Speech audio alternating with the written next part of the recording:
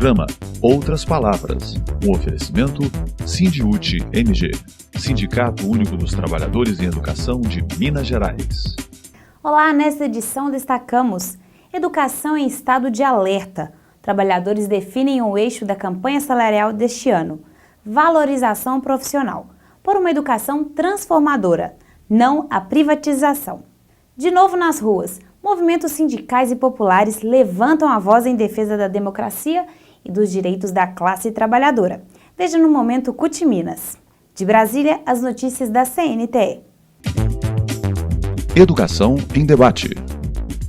No último dia 20, durante o primeiro Conselho Geral do Sindiúte este ano, cerca de 500 lideranças de todas as regiões do estado participaram das discussões e das deliberações aprovadas. A educação está em estado de alerta.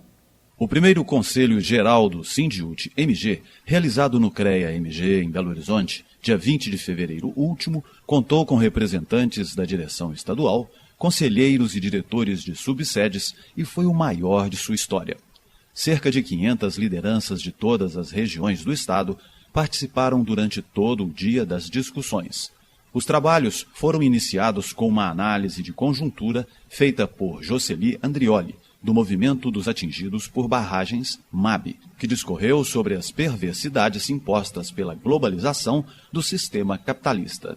Os educadores e educadoras também aprovaram o eixo da campanha salarial deste ano, que terá a temática Valorização Profissional, por uma educação transformadora, não a privatização.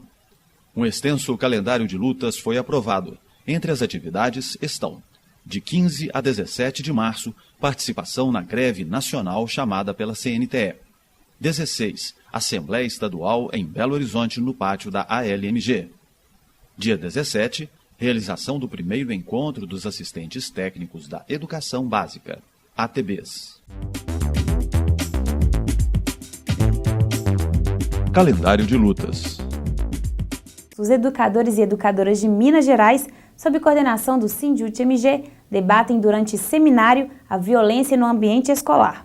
O seminário acontece neste sábado, no auditório do Sindibel, em Belo Horizonte. E segundo a coordenadora do Sindiúte-MG, professora Beatriz Cerqueira, a categoria há muito vem denunciando junto ao governo esse problema que é recorrente. Os educadores vão propor ao Executivo a adoção de políticas públicas que combatam a violência na escola. A situação é grave, não pode ser tratado como fato isolado, mas tem que ser reconhecido pelo poder público como uma situação que atinge a nossa categoria e, portanto, precisa de medidas de proteção, de atendimento e que coíbam essas situações de violência no ambiente escolar. Em entrevista à imprensa, Beatriz Cerqueira afirma que não há procedimentos protocolares por parte do Estado para atendimento aos casos de agressões. Na verdade, até o momento, não existe um protocolo de atendimento. O profissional da educação, quando é agredido, enquanto está trabalhando, não há um protocolo, mecanismos que atenda e que dê suporte a esse profissional.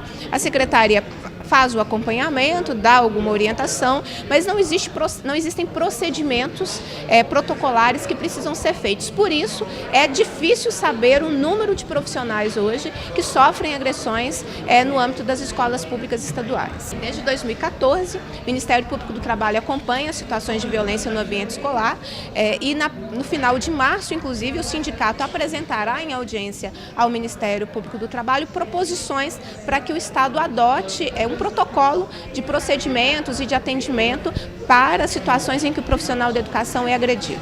Beatriz lembra que a situação vivenciada hoje em dia beira o pavor.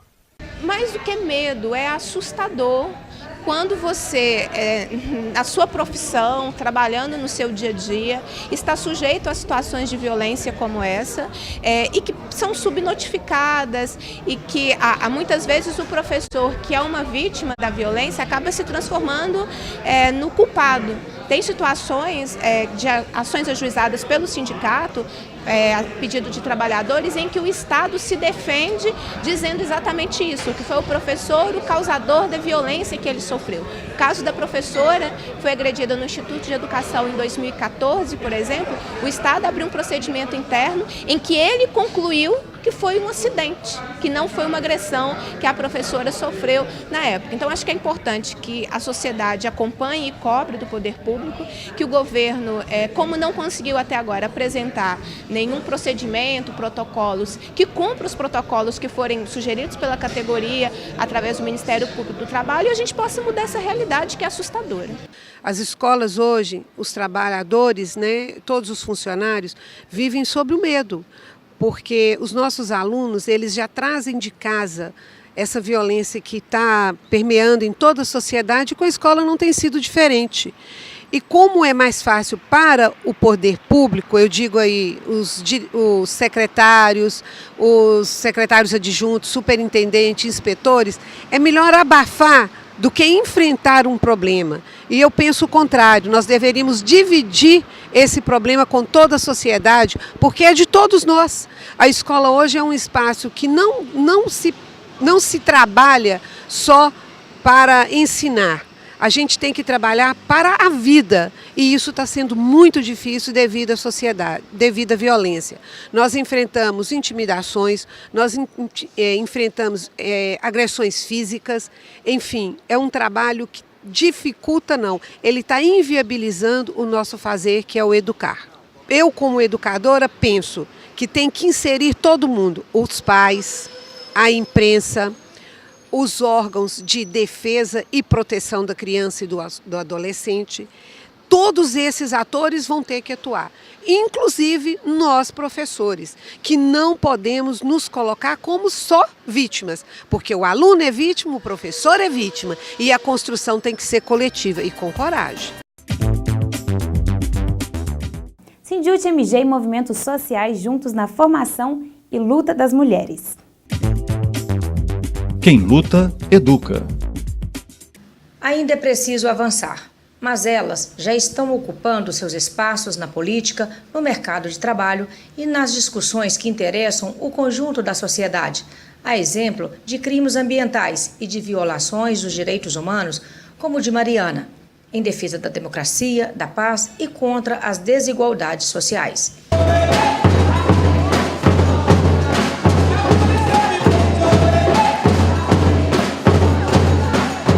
Mais de 800 mulheres, vindas de todas as regiões do estado, participaram nos dias 7 e 8 deste mês, no Hall das Bandeiras, na Assembleia Legislativa, do encontro de mulheres do campo e da cidade. Bernadette Monteiro, da Marcha Mundial das Mulheres, foi uma das coordenadoras deste evento. O que vocês discutiram, que esteve no foco desses debates? A gente trouxe o relato das mulheres, né, do que elas estão vivendo no cotidiano delas, nas cidades, nas regiões, nas comunidades, assim.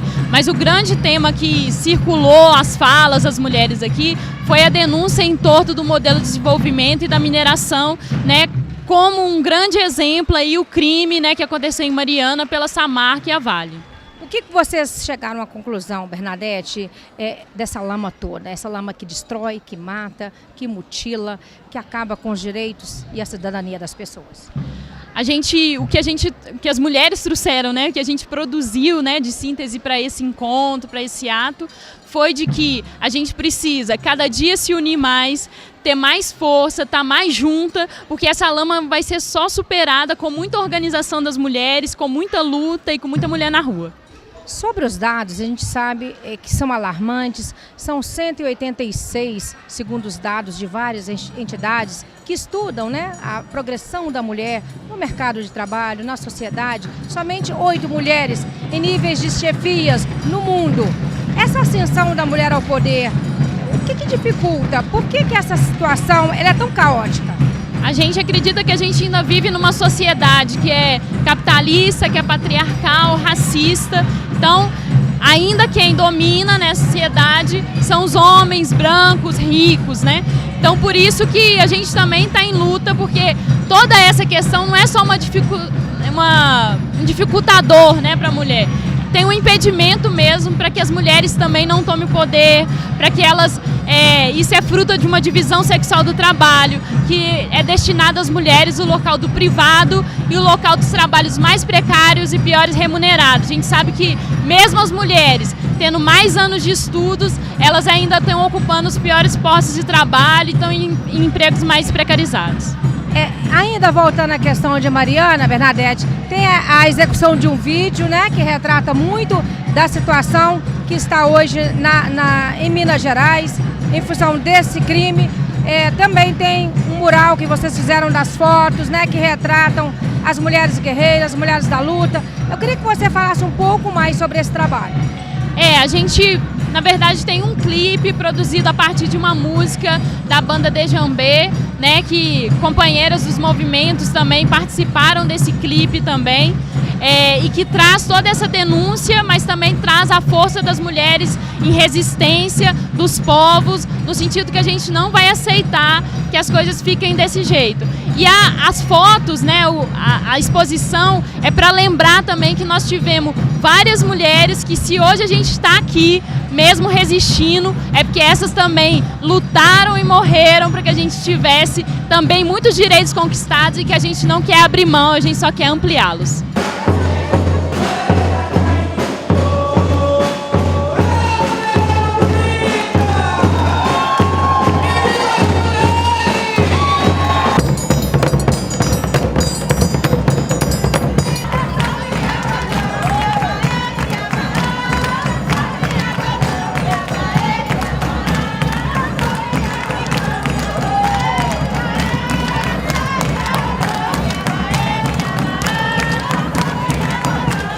Isis Medeiros é fotógrafa e ela é responsável pela exposição de fotos que ilustrou muito dos trabalhos, das atividades que as mulheres realizaram dias 7 e 8 no Hall das Bandeiras, em Belo Horizonte, na Assembleia Legislativa. Isis, de onde surgiu essa ideia de retratar as mulheres da luta? Surgiu da nossa necessidade, que é de mostrar o trabalho que essas mulheres fizeram ao longo da história e que elas tiveram o nome delas apagados pelo machismo e não tiveram o nome delas exposto em livros, na história, e a gente não encontra o nome delas registrado. E aí a gente quis resgatar agora, na véspera do dia 8, Dia Internacional de Luta das Mulheres, o nome dessas mulheres e principalmente a imagem delas. Que mulher para você é um símbolo da luta, em que você se inspira, em que você acha que é importante a gente não deixar apagar da história? Nossa, todas. Todas que a gente retratou, as 45 mulheres que a gente retratou nessas fotos, para mim tiveram um papel fundamental, mas claro que eu vou dar uma prioridade para as nossas brasileiras que lutaram muito para a gente conquistar os direitos que a gente tem hoje. Em relação ao clipe, ao vídeo que vocês fizeram, do qual você também participou, de Djambe, que acabou viralizando, né? E que traz a tragédia, o crime de Mariana, numa perspectiva de mostrar como a lama invadiu cidades, invadiu o município, o distrito de Bento Rodrigues. Eu queria que você contasse um pouquinho dessa experiência para nós. Foi um clipe que resgatou e que trouxe à tona todo o sentimento que a gente teve durante toda a tragédia de Mariana. A gente acompanhou de perto tudo que estava acontecendo lá durante aqueles dias e continua acontecendo. E a proposta do clipe era trazer para as pessoas que, mesmo as que estão distantes da gente, que trouxessem esse sentimento do que esse povo está vivendo lá hoje. Depois dessa tragédia toda e da falta de assistência, da falta de atenção, tanto da mídia quanto das empresas que foram responsáveis por isso. E eu acho que ele cumpriu bem o papel, assim, de trazer essa mensagem e de chocar as pessoas.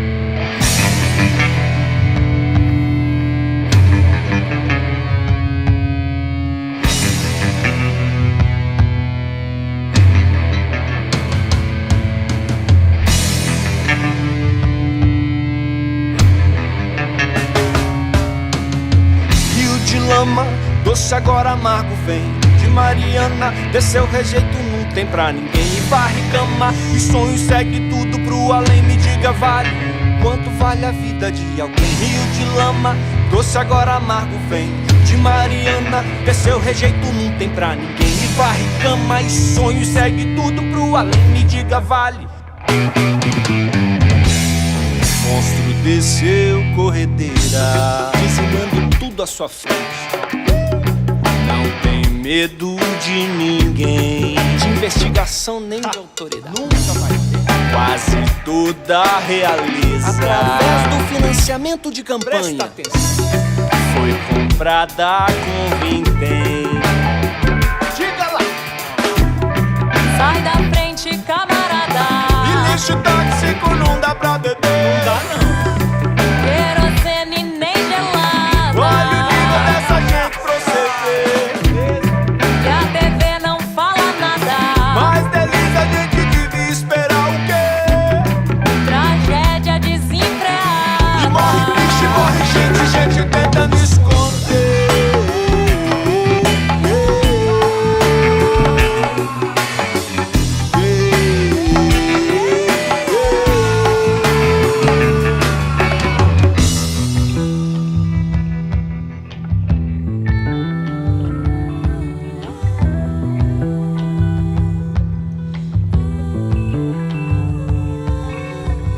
Leito do rio, nosso karma, que a ganância desmedida traga. Resumidas vidas de incontáveis animais, é dívida eterna com a nossa casa, nossa terra. Quantas toneladas consumimos de ferro, quantas mortes sufocadas sem berro. Rio de lama, doce agora amargo vem de Mariana. Desceu rejeito, não tem pra ninguém. Varre cama e sonho e segue tudo pro além. Me diga, vale quanto vale a vida de alguém? Rio de lama, doce agora amargo vem de Mariana. Desceu rejeito, não tem pra ninguém. Varre cama e sonho e segue tudo pro além. Me diga, vale quanto vale a vida de alguém? Quanto vale a vida de alguém? Quanto vale?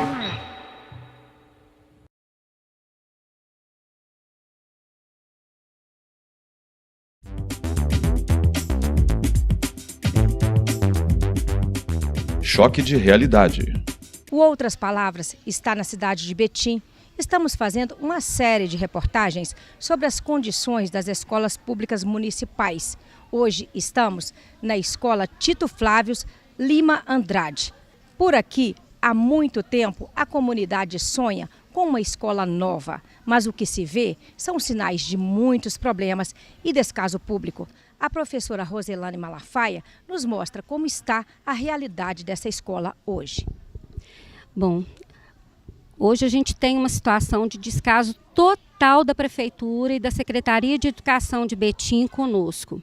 Temos mato por todo lado na escola, já temos sinais de aparecimento de escorpiões na biblioteca, já sinais de arrombamento, temos várias salas que foram arrombadas, inclusive a minha, com meu armário, jogos enviados pelo MEC foram furtados, material que foi roubado e jogado, pichação na escola por todo lado, valas em quantidades imensas com as crianças correndo. Atendemos uma clientela de 6 a 14 anos, do 1º ao 9º ano. E o que a gente vê é uma população, uma comunidade muito boa e sofrida com as condições que a gente tem de trabalho na escola. Trabalhamos com precariedade, merenda escassa, o mato por todo lado, temos mato por todo lado, desde a entrada, como foi mostrado, até até a quadra de esportes. Professora, e vocês já recorreram à gestão municipal? Já foi pedida capina, já foi dito sobre os arrombamentos, já foi falado sobre o aparecimento de escorpião. O ano passado nós tivemos a nossa caixa d'água arrombada e defecaram na caixa, o que possibilitou o uso da água pelos alunos e por nós funcionários, trazendo uma série de problemas para todos nós, com o risco de doenças graves causadas por vermes. Professora, vale dizer e assim lembrar que a educação, ela transforma a comunidade, a educação, ela tem um papel fundamental no desenvolvimento tanto das pessoas como das comunidades, né? Por que esse olhar, na sua opinião, deveria ser diferenciado por parte dos gestores públicos? Por que é importante ter uma escola bem cuidada? Bom, a escola precisa e é a base de tudo. Existe algum juiz de direito, existe algum médico cirurgião, algum cientista que não precisou de uma professora alfabetizadora? Que não precisou de uma escola nos anos iniciais? Alguém nasceu sabendo? Precisamos de um olhar diferente para a educação nesse país. A educação é formadora, sim, e é transformadora de pessoas. Temos a notícia de vários ex-alunos nossos que hoje estão na faculdade, que são professores, que estão fazendo engenharia, advocacia. Por que não? Porque é uma comunidade pobre? Não. Educação é para todos. E por que o descaso? Momento CUT Minas. Neste 8 de março, Dia Internacional da Mulher, elas foram à luta mais uma vez, sobre coordenação da CUT, movimentos sociais e populares e as entidades que compõem a Frente Brasil Popular. Cerca de 2.000 mulheres marcaram presença em Belo Horizonte em atividades de vigílias e caminhadas. Elas protestaram contra a impunidade do crime ambiental e social de Mariana, que provocou a morte de 20 pessoas e a destruição em toda a região e na bacia do Rio Doce, responsabilidade da Samarco Mineração, Vale e BHP. Também engrossaram o coro dos brasileiros, que saíram às ruas em todo o país em defesa da democracia brasileira e contra o golpe. As mulheres querem igualdade, respeito e dignidade. E um basta à violência, à intolerância e a todo tipo de opressão. O que é o Plano Nacional de Educação? O Plano Nacional de Educação, ele é uma das grandes oportunidades que nós temos hoje no Brasil de implementar uma proposta que vá desde 2011 até 2020, com propostas que foram debatidas na Conferência Nacional de Educação em 2010, com a participação aproximadamente de 4 milhões de pessoas em conferências municipais, conferências livres, conferências estaduais e a Conferência Nacional de Educação. Daí surgiram propostas para a educação infantil, para a educação básica, para a educação superior, sem dizer também para a educação indígena, para a educação do campo, para a educação para as pessoas com deficiência, para a educação profissional, ou seja, um conjunto de propostas que corrijam os problemas educacionais que nós temos no Brasil de longa data. Nesse momento agora, o Plano Nacional de Educação está sendo debatido com muita força dentro do Congresso Nacional, nos estados e municípios, para que a gente implemente um Plano Nacional de Educação articulado com um sistema nacional articulado de educação, com a cooperação de estados, municípios e o Distrito Federal. Gostaria de saber o que é FGTS. O FGTS é um fundo de garantia por tempo de serviço. É um fundo que foi criado na década de 60 para substituir a estabilidade de emprego que os trabalhadores tinham. O trabalhador, ao completar 10 anos de emprego, ele assegurava a sua estabilidade e não poderia ser demitido. Então esse fundo foi para substituir essa estabilidade, foi uma decisão da ditadura militar, quando exatamente no Brasil estava se completando 10 anos da indústria automobilística no Brasil. Então esse é um fundo que é uma poupança, né? E esse fundo ele é utilizado para que quando você é demitido, né, você resgata esse saldo. Então, nós defendemos a Convenção 58 da OIT, que garante a demissão, a proibição da demissão imotivada, e o Fundo de Garantia é esse recurso que é depositado todo mês, né? E quando você é demitido, você resgata esse fundo. Esse fundo é utilizado, os recursos desse fundo, com habitação e com saneamento. O problema é que hoje o Fundo de Garantia não corrige anualmente, o reajuste dele é TR mais 3%, e normalmente essa correção ela é inferior à inflação. Por que a CUT é contra a terceirização? A terceirização fragiliza a relação de trabalho do trabalhador com a empresa. Por quê? O trabalhador é contratado através de uma empresa terceira ou quarta, que em geral é uma empresa que não tem estrutura para garantir o cumprimento dos direitos, é contratado por salário menor do que aquele do trabalhador contratado diretamente, é submetido a jornada de trabalho maior,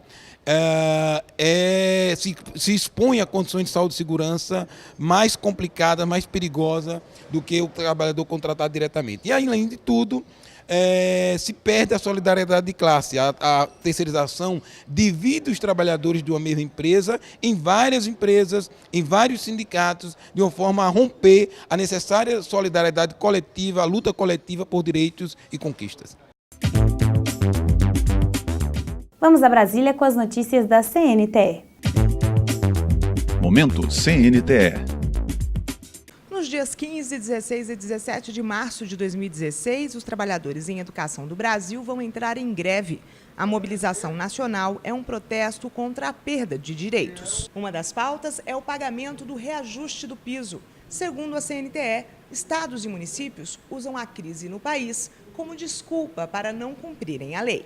Nós estamos começando um ano um pouco atípico em relação aos anos anteriores, onde essa crise política instalada no país tem um reflexo muito grande na crise econômica, né, onde os estados e os municípios estão arrecadando menos recursos, portanto, nós sabemos que temos mais dificuldade para pagamento do reajuste do piso, né? Além disso, é um ano de eleições municipais, né? Portanto, a partir 6 meses antes da eleição, portanto, até o dia 2 de abril, é o prazo para que em todos os municípios se aprove a lei e ela seja sancionada pelo prefeito, concedendo o reajuste para os servidores públicos municipais. E apesar deles dizerem que tem uma crise financeira, né, nós temos acompanhado que os recursos para a educação não tem diminuído, né? Portanto, tem plenas condições de pagamento dos 11,36, que, aliás, é muito próximo da inflação. Os educadores também estão mobilizados contra a terceirização,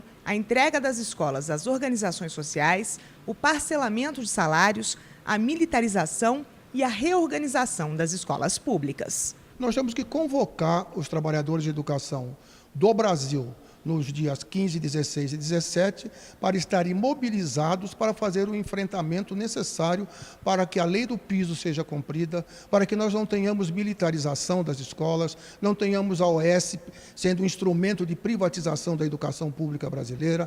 Enfim, essas questões se colocam na ordem do dia hoje da pauta da educação brasileira e precisam ser enfrentadas. E a gente sabe que só com a luta forte, decidida e determinada é que a gente consegue reverter situações tão difíceis como essas que nós estamos vivendo nesse momento.